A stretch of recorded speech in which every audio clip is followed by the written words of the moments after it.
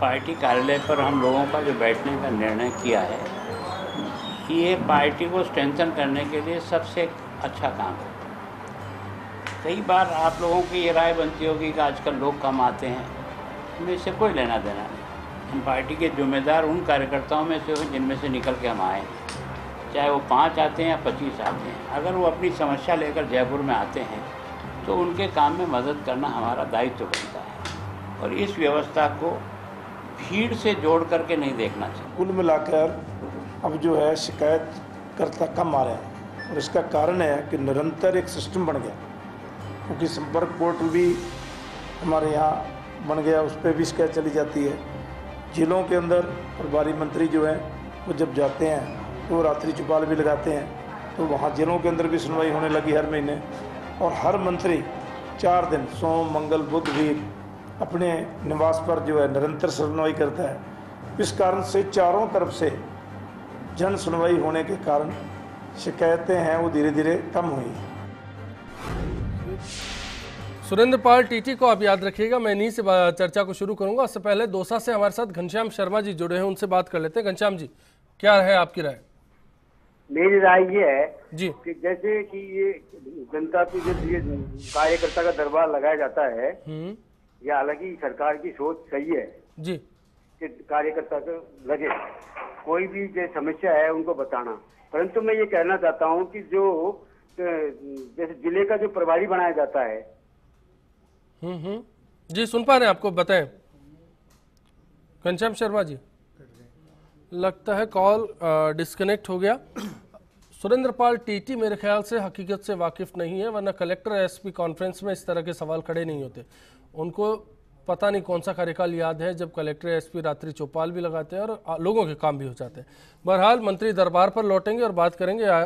ओम सैनी जी, मंत्री दरबार के वजूद को लेकर भी शुरुआत से सवाल खड़े हुए हैं, और ये सवाल क्यों खड़े हुए और आज उसके बाद में जब हम इस रिपोर्ट कार्ड पर बात करते हैं कि मंत्री दरबार का रिपोर्ट कार्ड तैयार हो चुका है, इसमें कितनी सफलता और कितनी विफलता है उसका पैमाना तोला जाता है, तो भी कहीं ना कहीं कार्यकर्ता की अपेक्षाएं जोड़ी जाती हैं। इन दोनों का कनेक्शन आपसे समझना चाह रहे हैं। देखिए, कुल मिलाकर के भारतीय जनता पार्टी एक कैडर बेस्ड पार्टी रही है और इस कैडर को जब आप संतुष्ट रखेंगे तो एक मजबूत टीम इनको मिलती है, लेकिन हकीकत बिल्कुल विपरीत है। उसका पहली बार खुलासा ये जो कलेक्टर और एसपी की जो बैठक अभी हुई है, इसमें जिस तरीके की बातें सुनने को मिली उससे पता लग रहा है कि आज भी नौकरशाही वैसे ही है जैसे पहले शासन में हुआ करती थी, कांग्रेस के जमाने में थी, उससे पहले भी थी। ये लोग आज भी शासक की तरह से पेश आते हैं, सामान्य जन की सुनवाई नहीं करते।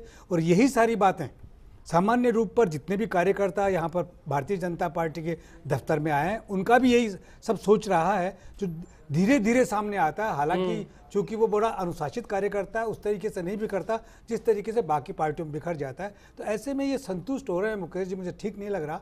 जो बात समझ में आ रही है, जो बड़े नेताओं के माध्यम से, गुलाब जी के माध्यम से, मुख्यमंत्री के माध्यम से ये जो कलेक्टर्स और एसपी की मीटिंग के अंदर सामने आई है, उस पर गौर करते हुए इन्हें निर्णय करना चाहिए कि कुछ चीज़ें जो अभी हो नहीं रही हैं और जिनको लेके बड़ा कार्यकर्ता असंतुष्ट है, उस पर ये जो मुलम्मा लगा रहे हैं कि सब संतुष्ट हैं, सब कुछ ठीक हो गया, ये बात समझ में नहीं आती। जी महेश जी अजमेर से हैं अपनी राय के साथ। महेश जी बताइए, आप क्या कहना चाह रहे हैं? जनता दरबार रखते कार्यकर्ताओं के साथ में जी मैं क्या बिजली विभाग में छोटा लाइनमैन हूँ जी, तो मैं चाहता हूँ जैसे कभी हम मजदूर वर्ग कभी हमारी समस्या है आपकी चैनल इस तरह से हमारी रखी जाए। बिल्कुल महेश जी, हम समस्या को लेकर आपकी जरूर बात करेंगे और मौके पर बात भी करते रहेंगे, लेकिन समस्या ये है कि बीजेपी के मंत्री दरबार में सिर्फ कार्यकर्ता की सुनवाई होती है या फिर आपको जिला मंडल अध्यक्ष के जो स्तर के कार्यकर्ता हैं, पदाधिकारी हैं, उनसे आपको एक चिट्ठी लिखवा कर पहुंचना पड़ेगा। महेश जी अपनी राय देकर महेश जी लौट गए, लेकिन क्या पार्टी के दरबार पर बात की जाए तो आला कमान का जो प्रेशर था उसका नज़ारा देखने को मिला कार्यकर्ता के तौर पर। सुशील आसोफा साहब, आला कमान को खुश करने के लिए कवायद थी क्या?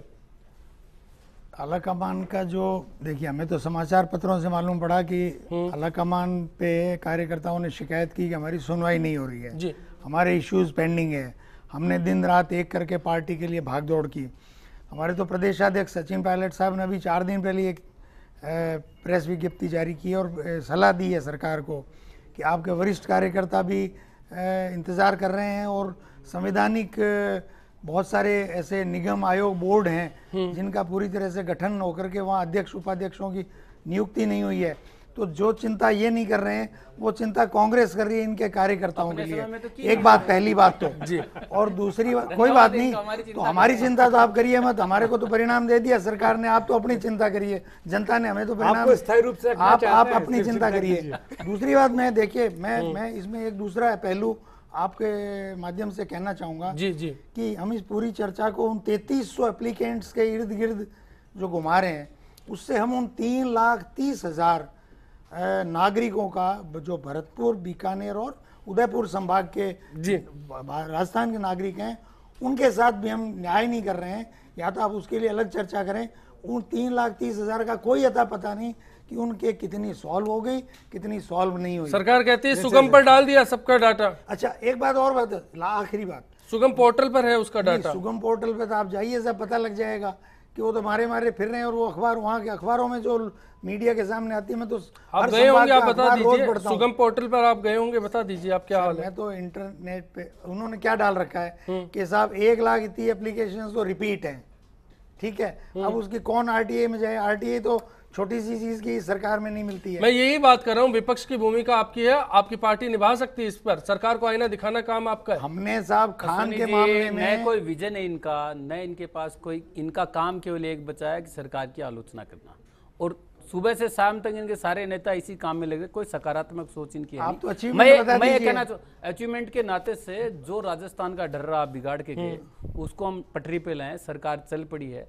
और त्रिस्तरीय जहां से शुरुआत की उन्होंने, आपके मुख्यमंत्री ने कभी सोचा गांव में ऐसे लोग जिन्होंने कभी मुख्यमंत्री के दर्शन नहीं किए, इस 3 संभागों के दौरे में माननीय मुख्यमंत्री जी जब गई तो लोगों ने उनकी बात को सुनी, पोर्टल पे आपने कहा, बाकी सब समस्याओं का समाधान 3,30,000 की अर्जियों का तो बताइए क्या हुआ। मैं कह रहा हूं, सड़कें भी टूटी पड़ी है। अब आप देख कटारिया जी का घेराव किया था, आप कह रहे हैं पोर्टल पे जाना नहीं चाहता, सबका एक जिले का उसमें राजसमंद में कटारिया जी का घेराव हुआ, वो सड़क आज कितने महीने हो गए साहब, अगस्त 2000। जाहिर है कमियां हैं। और राजीव योगी साहब रावत भाटा से हमारे साथ जुड़े हैं फोन लाइन पर अपनी राय के साथ।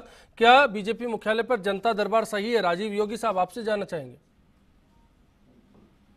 राजीव योगी साहब आप तक आवाज पहुंच पा रही है?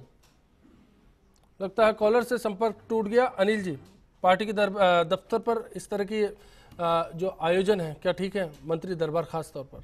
देखिए, मैं तो दोनों तरफ से बोल सकता हूं, चाहे बीजेपी हो चाहे कांग्रेस हो।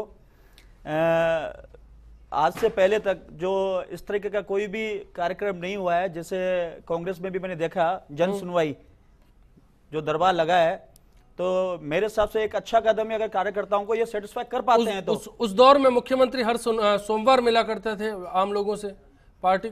नहीं, देखिए अभी अपनी जो बात चल रही है वो जन सुनवाई की चल रही है। नहीं, मैं जन सुनवाई की बात वही जानना चाह रहा हूं कि इस तरह का आयोजन पार्टी के दफ्तर पर, क्योंकि साफ तौर पर मंत्रियों के घर पर भी सरकार ने लिखा है कि मंत्रियों को रोजाना 2 घंटे करना होगा, अपने घर पे लोगों की सुनवाई करनी होगी।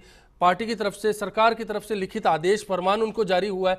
ऐसे में अलग से पार्टी के दफ्तर पर किस इस तरह के आयोजन का क्या मकसद है, वो जानना चाहता हूं। ये हो सकता है कि जो हमारे मंत्री महोदय जी हैं वो टाइम वहां पे नहीं दे पाते हो। मैं वही सवाल कर रहा हूँ ना, इसलिए पार्टी चाहती है कम से कम बीजेपी कार्यकर्ता को तो खुश कर लो, जनता को खुश नहीं कर पा रहे तो देखिए यही मकसद है ना। अश्विनी जी विषय को अनावश्यक जटिल नहीं बनाया जाए, सच्चाई सामने आ रही है जी, आप बता दीजिए। मैं कह रहा हूं अश्विनी जी, भारतीय जनता पार्टी का शासन पिछले 15 महीने से चल रहा है। आप मुझे ये बताइए, क्या मंत्री अपने घरों पर जन सुनवाई करते हैं कि नहीं करते? मैं कहना चाह रहा हूं, क्या लोगों से घरों पर मिलते हैं कि नहीं मिलते? मुकेश जी, घरों पर मिलते हैं कि नहीं मिलते? सुनिए, घरों पर मिलते हैं या नहीं मिलते? तो फिर पार्टी के दफ्तर पर अलग से ऐसे आयोजन का क्या मकसद है, मैं ये जानना चाहता हूँ। मंडल अध्यक्ष, जिला अध्यक्ष की अर्जी को पार्टी के दफ्तर की जगह मंत्री के घर पर ले जाया जा सकता है। एक मिनट सुनिए, अगर जी पार्टी एक अभिनव प्रयोग कर रही है, हो सकता है कहीं कोई, मैं यही तो जानना चाह रहा हूँ इस प्रयोग धर्मिता के पीछे मकसद क्या है। मैं ये बात मुकेश जी जानना चाहता हूँ कि अभिनव प्रयोग नहीं है। भैरव सिंह शेखावत जब राजस्थान के मुख्यमंत्री थे तो वो इस तरीके की जन सुनवाई सामान्य जन के बीच में जाकर किया करते थे। तो ये प्रयोग तो आप अब अलग तरीके से कुछ चीजें बना रहे हैं। साहब सीएम साहब खुद करते थे, अभी भी सीएम साहब मंत्रियों की सुनवाई हो ना अपने आप में। पहले भी मुख्यमंत्री जब वसुंधरा जी थी, मुख्यमंत्री कोई रहा है, वसुंधरा जी पहले एक आदर्श मुख्यमंत्री कोई रहा है तो मैंने आंखों से देखा है। हरिदेव जोशी, ओम सैनी जी वहां भरेंगे इस बात। राजस्थान के सोमवार से शुक्रवार हमने 8 भारतीय जनता पार्टी के मुख्यमंत्री सोमवार से शुक्रवार 8 सिविल रहते, अजमेर रोड थे, 8 सिविल लाइन आते थे 8 बजे और तब तक सुनवाई करते थे, तब तक की आखिरी व्यक्ति। बिल्कुल, ये अहम सवाल है। लेकिन पहले जन नेता थे और आज राजनेता है। राज और जन के बीच में कोई फर्क है तो यहाँ समझा जा सकता है। फिलहाल एक ब्रेक, आखिरी दौर के लिए वापसी होगी। आप देखते रहिए बिग फाइट लाइव। पार्टी जो मुख्यालय में जो दरबार लगाया जा रहा है, जो आम पब्लिक के लिए है, आम पब्लिक को इसको बहुत फायदा मिलता है, जो डायरेक्ट मंत्री और विधायक से नहीं मिल पाता है, वहाँ उनसे रूबरू होता है और अपनी समस्याओं को उनके सामने रखता है, जिससे काम होता है। सभी मंत्री बड़े बड़े आला कलमानों को खुश करने के लिए और पब्लिक को गुमराह करने के लिए ये दरबार, जनता दरबार लगाए जाते हैं, लेकिन काम एक भी नहीं होता है। बेचारी पब्लिक परेशान होती है, इस ऑफिस से उस ऑफिस में जाती है, काम कुछ होता नहीं है, एप्लीकेशनें देती है और लाइटों का है, नल का है, किसी कुछ भी काम नहीं होता है। पार्टी मुख्यालय में जो जनसभा होती है, बीजेपी जो इस टाइम कर रही है, जनता की हित में कर रही है, वो अच्छी बात है।